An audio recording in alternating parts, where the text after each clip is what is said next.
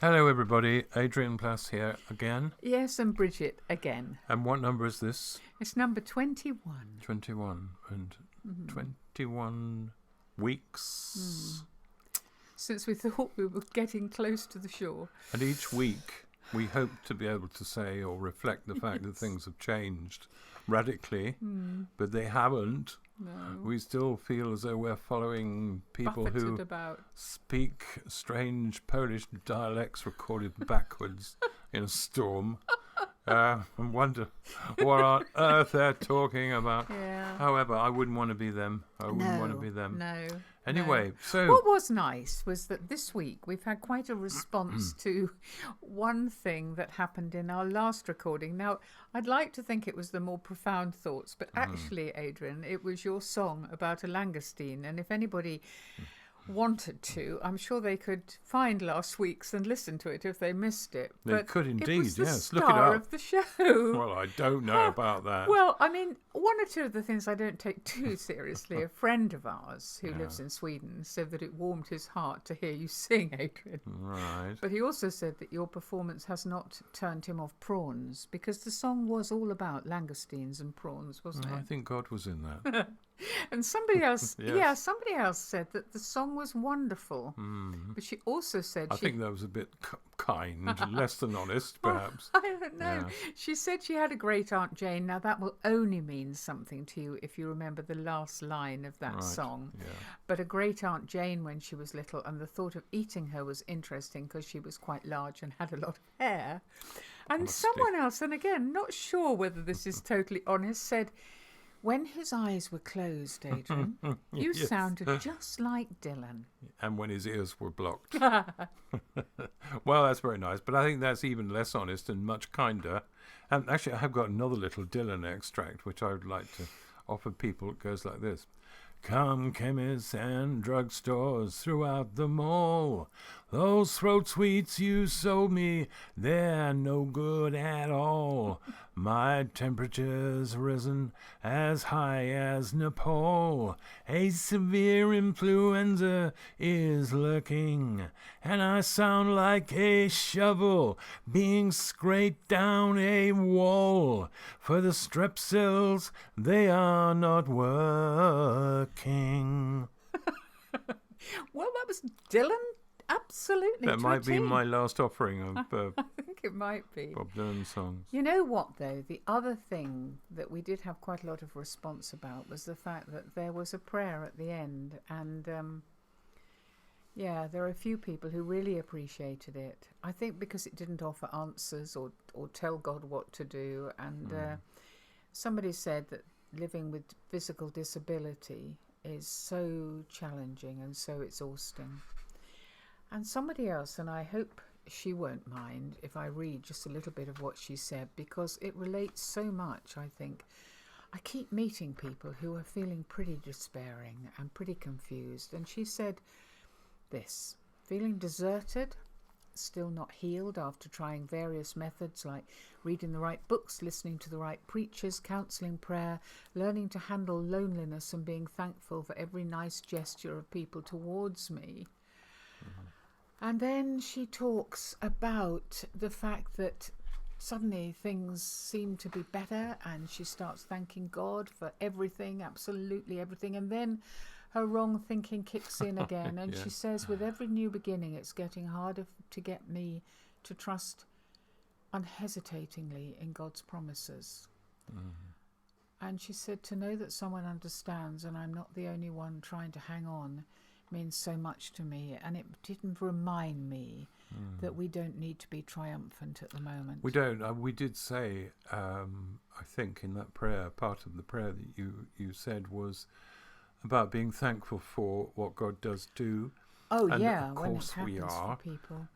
But I've been thinking this week about field hospitals. I've always been really interested in the First World War, and I was just looking up some stuff about the field hospitals, which of course were just behind the lines, and there are people in every stage of wounding, and some dying, some possibly going to recover, others Some, their lives change forever because of the injuries. Yeah. Or, And at the moment the church is some of the church is a bit of a field hospital. Yeah. And I suppose what I thought was that if Jesus comes walking around the field hospital, he's not going to begin by coming through the door and say, right, everybody on your feet, let's have a praise session. What he would do is go from bed to bed, being very nice to people and hopefully healing some of them, and a kind word and whatever else is needed. And I understand the need for positive thinking. I understand the need for praise in worship and all those things. But I just hope people remember the field hospital and the people who are suffering there. I think he would have listened as well. I think that was the extraordinary thing. He heard people, didn't he? He always heard. He always sensed what was really going on in people, and maybe that's what he would have been doing. And he certainly, I really, really believe he wouldn't have been saying, well, where are your fish? I sent you out to be fishers of men. Where are the jolly fish? Where are they? Where is the proof that you have been this great Christian? And, last week we were talking a bit about the nets breaking, and all week I've been thinking that, I think all of us have got massive great holes in our nets, and they're showing more because of this long time of not being able to do things normally and rely on each other in church and getting that sense of being part of something. And I was thinking about, and this doesn't make any sense with nets really, but when our daughter was little, if you remember, she loved being in dance festivals. She did. And I used to make her costumes, Yeah. which was fine when she was little. When she got older, I think they didn't quite work quite as well. But the great thing about them was I'm useless at sewing, really, but I could put together something with my not great stitching, using fabrics I thought would look good, hang them on her, and she looked great. And it was fine for one night.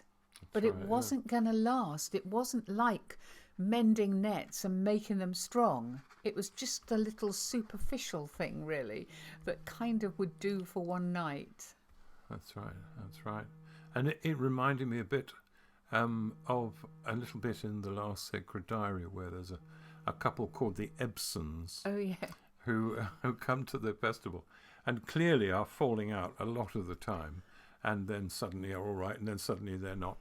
And at the end, there's a sort of feedback time like you have at church weekends, and the Ebsons decide to come to the front and talk about what's happened. And this is a little bit from that, where, and this is a little extract.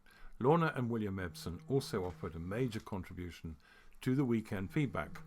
They insisted on coming out to the front, and they held hands as they spoke at first. And this is what they said. William and I, we would like to say a few words, if that's okay with everybody, wouldn't we, William? Yes, what we'd like... Most of you will not be aware that our marriage has been under some strain recently, and naturally we never advertise the tensions in our relationship, but we do have to confess that they do exist, and indeed we've had to deal with some issues during this weekend. Have we not, William? Yes, and one of the things I would like to make it quite clear that the fault has been largely mine. Well, let's be honest. I have failed to understand and absorb that wonderful passage of Scripture in the book of Ephesians, where wives are commanded to submit to their husbands. Haven't I, William? You certainly... And from this day onwards, I intend to spend a great deal more time under my husband's mantle. Really? And for his part, I'm sure that William is intending to work hard towards becoming the head of his wife, as Christ is the head of the church. Well, if I could For just... my own... If I might be allowed just to interrupt your humble submission for long enough to actually say a word or two, I would suggest that most of the work that needs to be done is by you, my darling, as I am already doing my very best to be like Christ in your life. I'm sorry, William, you are claiming to be like Christ in my life? I think so, yes. Oh, well, let me see. You certainly are like Christ in the sense that I never see you. You hardly ever speak to me. You tend to be somewhere else at times when you're most needed. You never share your plans or ideas with me. You hang around with a scruffy bunch of men who are obsessed with fishing and never do any work. And you continue to enjoy the company of highly questionable women. Yes, you are like Christ, all right. Yes, you are. I see. And you, sweetheart, if I may say so, are like the beloved one spoken of in Solomon's Song of Songs. Oh, am I? Oh, Yes. in what way Yes, am you are. I? You are, yes. Song of Songs, chapter 1, verse 9. I liken you, my darling, to a mare. Well, if you think I'm going to stand here and just listen No, to you don't have to. Sit down for a bit and I'll carry on. Actually, no, you don't even have to do that. Why don't you go and have a gallop round the paddock? I'll get your size 18 nose bag ready for when you come back. Right, that does it. If you think for one moment... Well, that's longer than you've ever managed in the past. And so on and so on. Is this the end for the Ebsons, they all wonder, or just an unconscious, convoluted way of organising yet another passionate reconciliation? And yet another very, very thin mending of nets. That's right. You know, that's only going to last for a day before it tears apart again. Absolutely, yeah. So, it also rather more seriously reminds us of people we've known. We've known a couple of people like this who are constantly having, or appear to be having, incredibly important damage resolution to their net holes. Net holes. We knew someone... I don't think anybody's ever said that ever before. Shows how much I actually know about nets. But someone we used to know used to go away every few weeks to a Christian thing, and he'd ring up and he'd say, my life is completely changed. Everything is different. It is never going to be the same again. Well, after about the fourth time that he'd done this, I said, look, your life can't have been totally and completely changed 4 times. But I suppose it was just the hope that something had happened that had really... I don't know what people mean by forward movement in faith, really. I'm not sure what he meant. No. I mean, I think something like obedience is very small steps, isn't it? And forgiveness is a very strong thread. And taking the time to get some really good thread and start stitching some really strong stuff is costly. It's time consuming, and it's also very difficult. And sometimes I don't think we're really able to do it. I think sometimes we need some help. I don't know why I suddenly thought of this. Our crochet bedspread is full of holes, isn't it? Yes. And every now and then I think maybe I'll look on YouTube and see if I can learn how to crochet. At the beginning of the lockdown, my daughter and I got a YouTube thing about macrame making. I don't know quite what we produced. It looked a bit like a terrible old vest, but it didn't look at all beautiful. No, it didn't. I have to say. I mean, I'm always there to compliment you and Kate, but it didn't really work. I've certainly, I mean, as you may have noticed over 50 years, I'm not a very practical person. Really, my darling? But when we moved in here, was one of my triumphant times, because I looked on YouTube and our drain was blocked. And no one had lived here for a year. I know just what you're going to talk about. And it's one of your great achievements. I got down on my what did I get down on my? I got flat on the ground, and I did what they said. I got a hose pipe. I stuck it down into the aperture, as we call it, in the. You looked it up on YouTube. That's what I said. Yeah. Then I got a sheet, bundled it up, put it in there, and then got you to turn the water on in the far distance. And suddenly, it was such joy. A great lump of congealed sand and stuff came out, and I had done it. That is so rare. That's why it was such an amazing thing. Yeah, and I suppose one of our problems is that it is so easy to Google answers. It's so easy to look at YouTube. It's so easy to read books, how-to books. Yeah, and actually, the only real expert, if we really mean it, about looking at the nets and looking at the holes and looking at them being mended is that we go to God and we say, here we are. I've only got one fish, so all the rest fell through the holes. And I've got massive holes in my faith and my courage and my obedience and all the rest. And I mean, the good news right through the Old Testament and the New is we're told he will immediately, totally forgive us up to that point. But of course, the bad news is that he doesn't let us off, does he? I mean, No. it's a tough one, really. I mean, I've thought quite a lot about this recently, about the two passages about the commission, called the Great Commission, and how he actually, but it's in Luke and in Matthew, isn't it? In Luke, we're told he sent them out to tell about God's kingdom and heal the sick, and he said, don't take anything with you, don't take a walking stick or a travelling bag or food or money or change of clothes. And in Matthew the same. In Matthew the same, no purse, no bag, no sandals. He says, don't greet anyone along the road. And he says, stay at the same house, eating and drinking whatever you're offered. And he says, do not move around from house to house. Well, unfortunately, that sounds a bit familiar at the moment with lockdown surrounding us. But I mean, that was tough, wasn't it? Knowing all the inadequacies of his followers to send them out like that. I remember writing about that. Obviously, this is purely speculation that how they actually reacted to that. And I'll read you one or two of the bits I wrote. So after he'd told them all that stuff they had to do.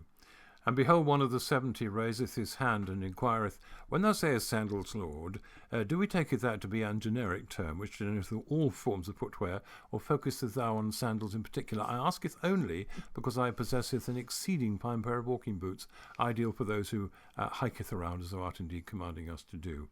And before the Lord could reply, another breaketh in and saith, Lord, I heareth what thou art saying, but behold the skin that undergirdeth mine feet, and on and on and on and on with all sorts of trouble.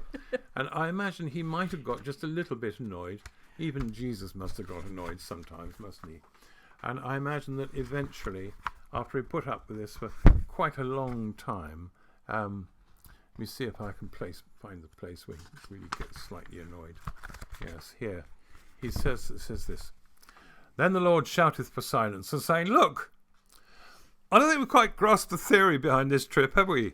The idea is not that thou smugglest sundry items into thine luggage, using as an crummy excuse the fact that stuff-ed toys cometh not under the Oxford Dictionary definition of sandals, but rather that thou art dependent on me. Understandest thou that? No purse, no script, no sandals, no teddy bear, no Barclay card. Just go.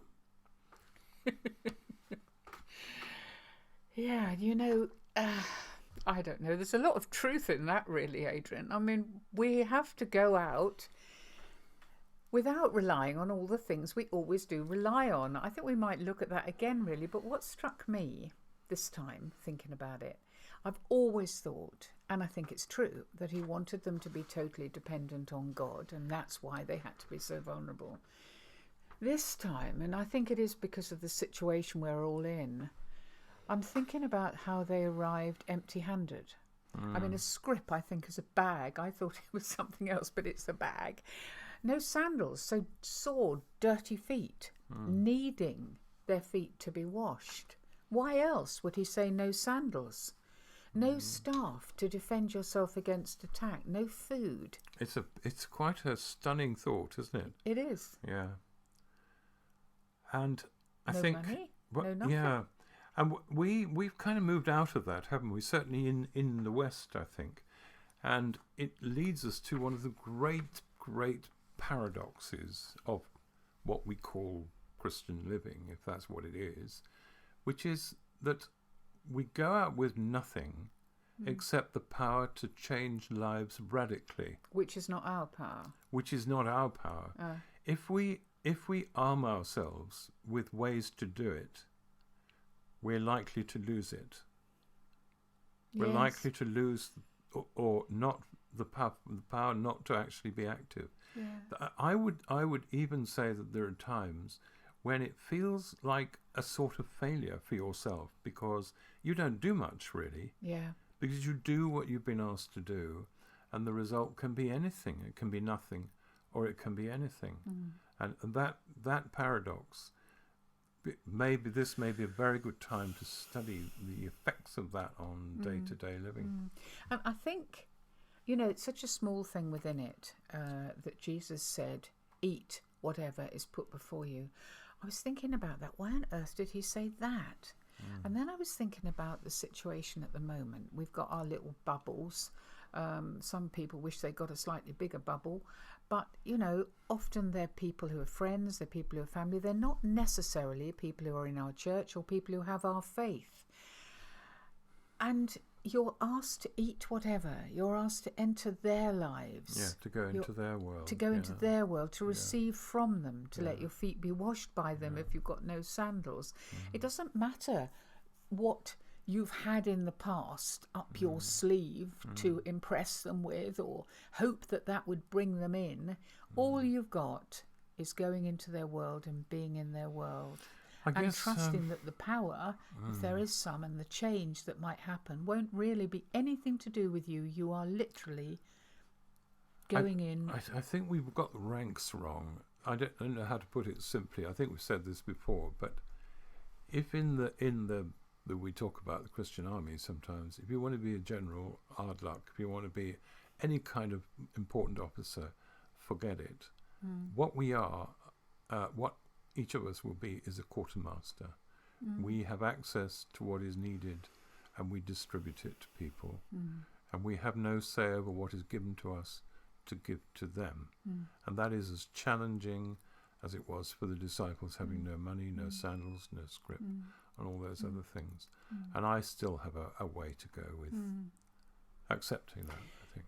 Yes, and it's going to mean small stitches, strong thread, mending the holes, having the courage to write letters to people, to chat to people you wouldn't normally chat to have contact with people, and to trust that this power that you talked about is nothing to do with what we do, except we must go out. It's a tough thing. It's one of those things that's easy to say at the front of a church, say. Yeah. But in fact, in real life, you're talking about something the Bible says about dying to yourself. Yeah. So that the Holy Spirit can live in you. The working out of that, well, that's tough sometimes, but also very exciting occasionally. Yeah. So there we are. Good luck with the holes in the nets, and we'll see. Yeah, next we'd week. love to hear from any of you who've got advice for us or experiences of anything to do with YouTube or anything to do with what it's like to go into a situation feeling completely vulnerable, and what happens then. Yeah, that'd be good. Bye. Bye.